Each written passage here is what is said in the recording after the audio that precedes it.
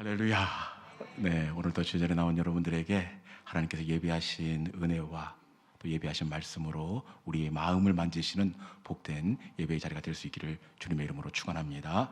이 시간 옆에 분 바라보면서 예배 말씀 듣기 전에 이렇게 인사하겠습니다. 당신은 하나님의 자존심입니다. 그렇게 하면서 해볼까요? 자, 시작. 당신은 하나님의 자존심입니다. 하나님의 자존심입니다. 여러분, 우리가 하나님의 자존심이 되는 줄로 믿습니다. 그렇게 세상 속에서 사소한 것에 마음 쓰지 마시고 당당한 하나님의 자존심을 드러내는 자존심으로서는 우리 믿음의 성도들이 될 수 있기를 주님의 이름으로 축원합니다. 지난주에 우리는 이 정기 면전년에 관한 신명기 하나님의 당부의 말씀을 들은 바가 있습니다. 지난주에 보니까 하나님께서 정기 면제년, 이 안식년이 다가오면 내게 빚을 빌려간 그 사람의 빚을 어떻게 하라고요? 탕감해 주어라. 이 7년마다 안식년이 돌아오는데 이 안식년이 돌아오면 내게 빌려간 것 얼마든지 상관없이 모든 것을 없는 것으로 해줘라, 이렇게 말씀합니다. 여러분, 이렇게 할 수 있겠습니까? 네, 쉽지 않습니다. 여유가 있어서 빌려주는 사람은 없습니다. 나도 써보지 못하고 우리 아이들 먹이고 입히지 못해 모아놨던 돈인데 이 면제년이 돌아왔다고 그것 받지 말고 없는 것으로 하라, 이렇게 말씀하면 이 순종하기가 쉽지가 않습니다. 그런데 더 부담스러운 말씀이 있습니다.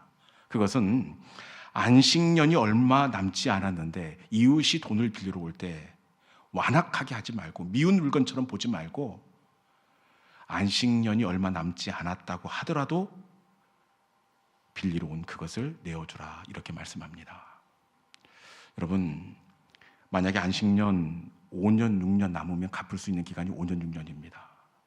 그런데 안식년이 1년, 2년, 아니 2달, 3달밖에 남지 않았는데 눈치가 있어야지. 뭐가 그렇게 어렵다고 우리 집에 돈을 빌리러 왔습니다. 2달, 3달 저 사람이 뻗대버리면 안식년이라 돈을 받을 수가 없습니다.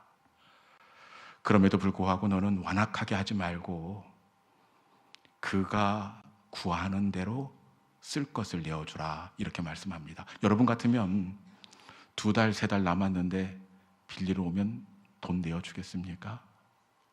쉽지가 않습니다. 정말 쉽지가 않습니다.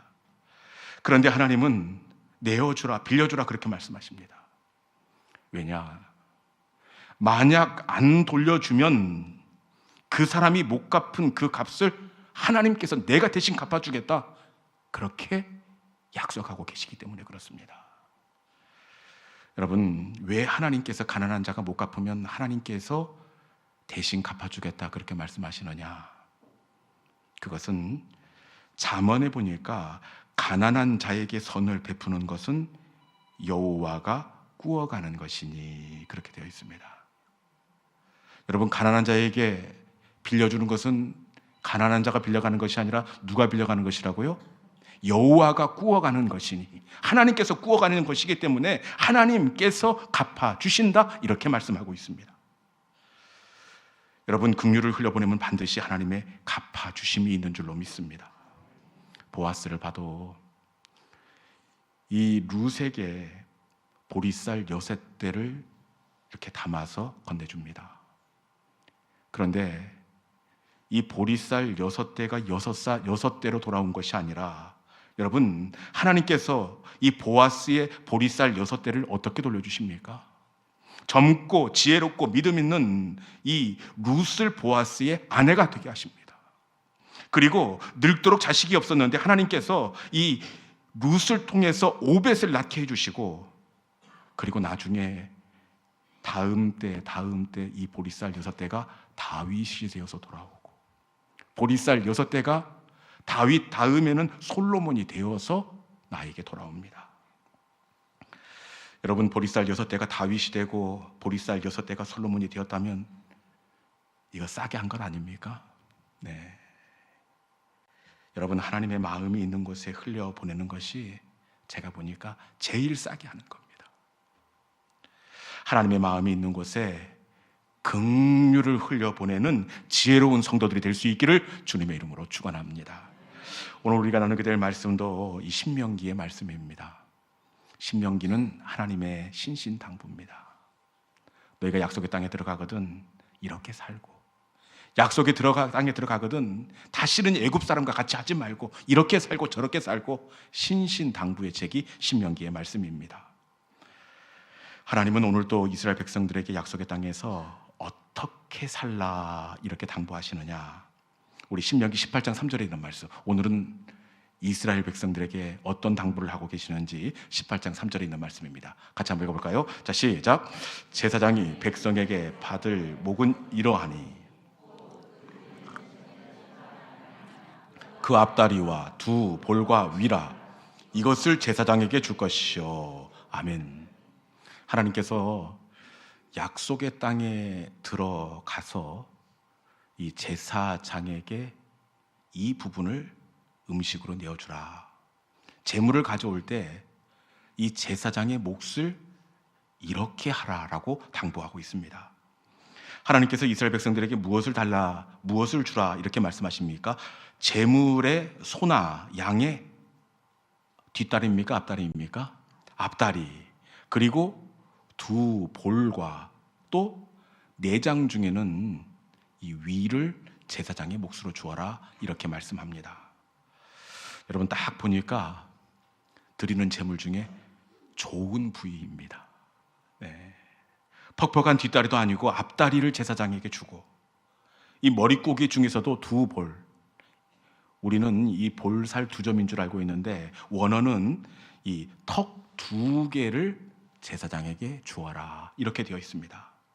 그리고 고기 중에 제일 맛있는 부위가 내장인데 이 내장 중에 위, 우리로 말하면 천엽입니다.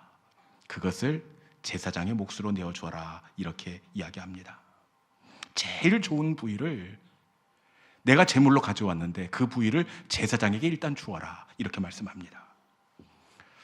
여러분은 안 그러시겠지만 이 인간적인 눈으로 보면 참 불편할 수 있습니다. 왜냐? 나는 하나님께 전부를 온전히 드리고 싶어서 제물을 가지고 왔는데 이것 떼고 저것 떼고 그것 떼고, 좋은 것은 다 떼어서 제사장에게 몫으로 주어라 이렇게 이야기하고 나머지를 하나님께 드릴 때 넣은 것을 볼 때, 여러분 인간적인 눈으로 보면 왠지 마음이 불편할 수가 있습니다. 제사장의 몫이 너무 과한 것 같기도 하고, 내가 드린 제물이 하나님께 온전히 흘러간 것 같지 않아서 마음이 불편할 수가 있습니다. 여러분들은 전혀 불편한 표정이 아닌데 다른 사람들은 그럴 수 있습니다. 이것도 상당히 불편한데 하나님께서 이 제물의 앞다리, 두 볼, 위, 이것만 제사장의 몫으로 드리는 것이 아니라 더 불편하고 더 부담스러운 말씀을 합니다. 하나님께서 이것조차도 제사장에게 먼저 주라 이렇게 이야기하는데 18장 4절에 있는 말씀입니다. 같이 한번 읽어보겠습니다. 자, 시작. 또 내가 처음 거둔 곡식과 포도주와 기름과 내가 처음 깎은 양털을 내가 그에게 줄 것이니. 아멘. 이 제물의 앞다리, 위, 두 볼뿐만 아니라 이 말씀은 더 부담됩니다. 말씀해 보니까 처음 거둔 곡식과 처음 거둔 포도주와 처음 짠 기름과 처음 깎은 양털, 이 첫 것을 제사장에게 몫으로 주어라 이렇게 이야기합니다. 다른 것과 달리 이 첫 것은 굉장한 의미가 있습니다. 처음 익은 과일, 처음 거둔 곡식. 첫 것은 좋고 나쁘고를 떠나서 그것 자체가 특별한 의미가 있습니다. 첫 것은 좋고 나쁘고를 떠나서 일단 무조건 맛이 있습니다. 이 햅쌀로 지은 이 밥 보십시오. 그냥 김 하나만 있어도 밥 몇 그릇 먹을 수 있습니다. 첫 것은 굉장한 의미가 있습니다. 안 드리겠다는 것이 아니라 왜 하필 첫 것을 드리라는 겁니까? 그 첫 것 내가 열매로 거두기 위해서 얼마나 수고를 하고 땀을 흘렸는데 그것을 왜 제사장에게 먼저 주는 겁니까? 우리 식구들이 그 기쁨을 먼저 누리고 그 다음 것 제사장에 주어도 될 텐데 하나님은 그렇게 하지 말고 처음 거둔 곡식, 처음 달린 과일, 처음 깎은 양털을 제사장에게 주어라 이렇게 말씀합니다. 여러분, 아무리 봐도 하나님께서 제사장을 너무 편애하시는 것 같습니다. 아무리 봐도 하나님은 제사장에게 특혜를 주시는 것만 같습니다. 그렇게 생각되지 않습니까? 그런데 도대체 왜 하나님은 그럼에도 불구하고 제사장에게 왜 이렇게 하라, 처음 것을 주고 제물 중에 가장 좋은 부위를 제사장에게 주어라, 왜 하나님께서는 이스라엘 백성들에게 이렇게 명령하고 계시는 것일까요? 이유가 있는데 그것은 이렇게 하는 것이 결국에는 나와 공동체의 유익이 되기 때문에 그렇습니다. 이렇게 하는 것이 나와 공동체의 유익이 되기 때문입니다. 이렇게 레위인과 제사장을 사랑으로 공개하면 레위인과 제사장의 마음이 어떻겠습니까? 제사장의 마음은 감동이 있습니다. 즐겁습니다. 그리고 보듬어준 사랑에 얼마나 마음을 다해 결국에는 공동체를 살피고 돌아보겠습니까? 마음을 다해 예배를 준비하고 즐겁고 행복한 마음으로 공동체를 제사장이 세워나갈 것입니다. 그런데 반대로 만약에 레위인과 제사장에게 근심을 주고 염려거리를 안겨주면 어떻게 되겠습니까? 이 제사장이나 레위인이 공동체가 눈이 들어오겠습니까? 한 영혼 한 영혼에게 집중할 수가 없습니다. 꽃이 피는지 꽃이 지는지 계절이 바뀌는지, 여러분 어떻게 주변이 변해가는지 그것조차도 들어오지 않을 것입니다. 그러면 당연히 공동체에 대한 집중력이 떨어질 테고 예배와 말씀에 대한 깊이도 당연히 빈약해질 수밖에 없습니다. 그러면 이스라엘 공동체가 어떻게 되겠습니까? 공동체의 공기는 한순간에 달라질 수가 있습니다. 여러분, 그런데 제사장이 마음이 평안하고 영적으로 충만해 은혜가 넘치는 예배를 드리게 되면 어떻게 되겠습니까? 제사장이 살아나면 공동체가 살아나게 되어 있습니다. 설령 성도들의 삶이 어렵고 힘들다고 하더라도 예배의 자리를 통해 하나님의 임재를 경험하게 되어 있고 예배를 통해 위로와 은혜를 경험하게 되어 있습니다. 성도들은 어려운 삶의 자리를 견딜 수 있고 이길 수 있고 넘어설 수가 있습니다. 그런데 예배가 빈약해지면 공동체는 경직되게 되어 있습니다.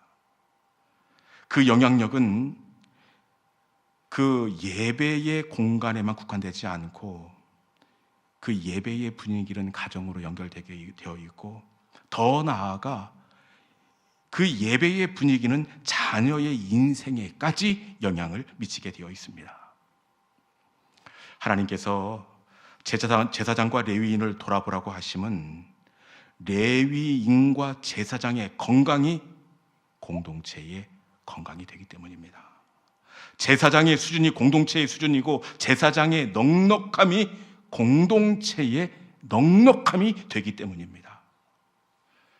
그런데 이 원리는 이스라엘 공동체에만 국한되는 것이 아니라 교회 공동체에도 그대로 적용이 됩니다. 죄송하고 민감한 이야기지만 여러분, 교회는 절대로 목회자의 수준을 뛰어넘을 수가 없습니다. 여러분, 목회자의 수준이 곧 교회의 수준입니다. 교회의 크기가 얼마든지 모든 교회는 목회자의 영향력에서 자유로울 수가 없습니다. 맞습니까? 네. 목회자가 하나님의 말씀을 묵상하고 씨름한 만큼 성도는 하나님의 말씀을 경험하게 되어 있습니다. 목회자가 하나님 앞에 엎드리고 기도한 만큼 성도는 하나님의 임재를 경험하게 되어 있고, 목회자가 교회에 관심을 갖는 것만큼 교회는 따뜻하게 되어 있고, 목회자가 열심을 내는 것만큼 교회는 부흥하고 성장하게 되어 있습니다. 목회자의 수준이 교회의 수준입니다. 그렇게 어떤 교회가 좋은 교회냐? 여러분, 좋은 교회는 목회자가 목양에 집중할 수 있도록 마음을 편안하게 해주는 우리 교회 같은 교회가 좋은 교회가 되는 줄로 믿습니다. 좋은 성도는 어떤 성도가 좋은 성도냐? 좋은 성도 역시 목회자의 마음을 편안하게 해주는 성도가 좋은 성도입니다. 우리는 좋은 성도 하면 열심히 특심인 성도, 봉사에 앞장서고 헌금에 남다른 열심히 있는 성도가 좋은 성도가 아닐까, 그렇게 생각할 수 있는데, 여러분, 좋은 성도는 목회자가 목양에 집중할 수 있도록 마음을 편안하게 해주는 성도가 좋은 성도가 되는 줄로 믿습니다. 제가 늘 강조하는 것 한 가지가 있습니다. 열심히 하지 마라. 제가 늘 드리는 말씀은 열심의 특심을 내지 마라. 저는 새로운 새 가족이 특심을 내고 열심을 내면 반갑고 감사한 것이 아니라 겁이 덜컥 납니다. 여러분, 특심이 중요한 것이 아니라 공동체의 평안을 세우고 특별히 목회자의 마음을 평안하게 하여 목회자가 목회에 집중할수록 하는 성도가 좋은 성도가 되는 줄로 믿습니다. 그런데 그 중에는 그렇지 못한 성도들이 다른 교회 보니까 있더라고요. 그러면 목회자는 목회에 집중할 수가 없습니다. 꽃이 피는지 꽃이 지는지, 어떨 때는 거의 잠을 설칠 만큼 고민하게 만드는 그런 성도도 있습니다. 이렇게 되면 여러분, 목회자가 손해겠습니까? 누가 손해겠습니까? 가장 큰 피해는 교회입니다. 목회자가 말씀에 집중하고 깊이 있는 기도의 자리로 나가지 못하는데 어떻게 그 영성이 살아있고 날이 서 있을 수가 있겠습니까? 이렇게 되면 가장 큰 손해는 바로 교회와 성도들입니다. 그리고 제가 보니까 본인도 절대로 유익이 되지 못합니다. 구약 성경에 보면 이 제사장의 그 의복 복장에 대해서 이렇게 소개되는 본문이 있습니다. 제사장의 복장을 보면 이 속옷을 입고 겉옷을 입습니다. 그리고 겉옷 제일 바깥쪽에 이 앞치마처럼 입는 에봇이 있는데, 에봇 한 가운데에 판결 흉패가 있습니다. 이 판결 흉패를 이 가슴에 표용하게 되는데 저렇게 생겼습니다. 이 가슴 한 가운데 이 보석이 3줄, 세로로 4줄, 그래서 12개의 보석이 박혀 있습니다. 이 보석의 의미는 제사장의 가슴에 안겨 있는 12개의 보석, 이스라엘 12지파를 의미합니다. 보석 하나하나가 이스라엘 각 지파를 의미하는데, 제사장은 보석의 빛깔을 가지고 이스라엘 각 지파의 영적인 상황을 확인하게 됩니다. 영적으로 건강하면 해당되는 지파의 보석이 반짝반짝 빛이 납니다. 그런데 제사장의 가슴에서 빛을 잃은 보석이 있습니다. 그 지파는 영적으로 문제가 있고 마침내는 근심이 되는 지파가 됩니다. 그런데 제사장의 가슴에만 보석이 박혀 있는 것이 아니라, 이 보이실지 모르겠지만 제 가슴에도 보석이 알알이 들어와 박혀 있습니다. 목회자의 가슴에도 성도들 한 사람 한 사람이 보석으로 알알이 새겨져 있습니다. 어떤 분은 제 가슴에 반짝반짝 빛이 나고 윤기가 나는 사람이 있습니다. 그런데 어떤 분은 빛이 희미해질 뿐만 아니라 갈수록 이렇게 빛을 잃어가는 그런 성도가 있습니다. 여러분, 목회자의 가슴에서 빛이 나는 보석이 될 수 있기를 주님의 이름으로 축복합니다. 목회자의 가슴에 빛나는 보석이 되면 하나님은 그 인생을 보석처럼 빛나게 해주십니다. 여러분, 시들어지는 빛이 아니라 반짝반짝 빛이 나는 우리 모든 믿음의 성도들이 될 수 있기를 주님의 이름으로 권면합니다. 이제 말씀을 정리하겠습니다. 하나님은 신명기를 통해서 제사장과 레위인을 돌아보라 이렇게 말씀합니다. 제물 가운데 앞다리도 주고 턱뼈 2개도 주고 가장 좋은 부위 내장의 위를 주라 이렇게 말씀합니다. 인간적인 눈으로 보면 마음이 불편할 수 있습니다. 그런데 이렇게 하라고 하심은 레위인과 제사장의 평안이 공동체의 평안이 되기 때문입니다. 제사장이 살면 공동체가 살아나고 제사장의 은혜가 충만하면 그 은혜가 공동체 가운데로 흘러가기 때문입니다. 우리 교회가 따뜻함과 사랑이 넘치는 아름다운 믿음의 공동체가 될 수 있기를 주님의 이름으로 축원합니다. 이 시간에 주신 말씀을 기억하면서 우리 교회가 사랑이 넘치는 교회, 하나님이 주목하는 교회, 하나님이 찾으시는 그 교회 되기를 소망하면서 우리 함께 사람이 넘치기보다 사랑이 넘치는 교회 우리 함께 찬양하도록 하겠습니다.